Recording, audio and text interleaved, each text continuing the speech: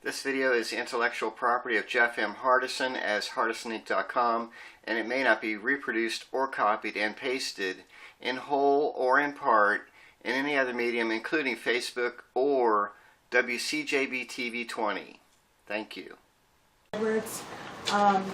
Last year, day before Thanksgiving, I was out horse riding with a friend of mine, and I fell off onto my back. The people driving on 121 stopped and called 911, and when the ambulance came, they were checking me out, and they were very, polite. And when they asked me where I wanted to go, I said Regional General. And they said, no, we don't recommend you going there. And I said, I want to go there. My mom works there. I trust everybody there. And they said, if you have something more wrong with you, we don't want to have to transport you twice.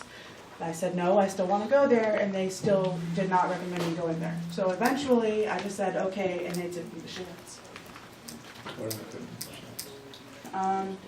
They brought me in. I got there about maybe 1:30, 2 o'clock, and they didn't even examine me or pay any attention to me, so probably about 5:30, 6 o'clock. And I know if I would have went to Regional General, they'd have seen me right there. Like, I wouldn't have had to wait any longer. Thank you. Good morning.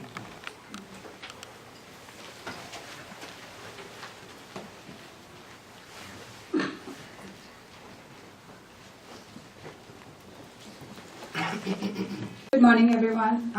My name is Himani. I'm Pharmacy Director at RGH.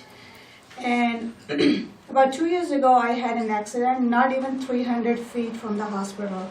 I broke my nose. I was bleeding.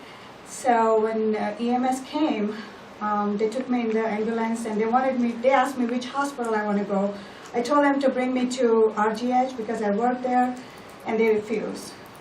They were willing to take me to Shands or other hospital, which I refused. I know what my hospital is capable of, so I just refused to go anywhere. I came out of the ambulance, was sitting at the roadside, so one of the sheriff, he'd bring me to the hospital. I knew any hospital, what they do. I had a broken nose, so they cleaned, stopped my bleeding, took my x-ray, and the second step was to send me to one of the plastic surgeons, which RGH did anyways. Thank you. Thank you. Hard enough to knock me out. They called the ambulance to come to me, and the ambulance, I said, I want to go to Regional General, and they said, no, we don't take people there. And I said, but that's where I want to go. So they didn't take me, and I ended up, my daughter took me. She drove me there. And they admitted because my sodium was almost out. And they did say they didn't think Dr. Martin was a good doctor, and I said, I think Dr. Martin is a good doctor.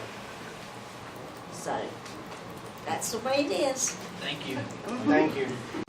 He wanted me to go to Shands, so I was sent to Shands.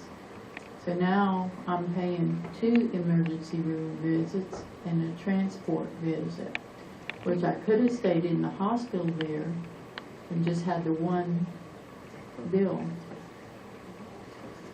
And they didn't do anything at Shands that I didn't have done at the hospital in Williston.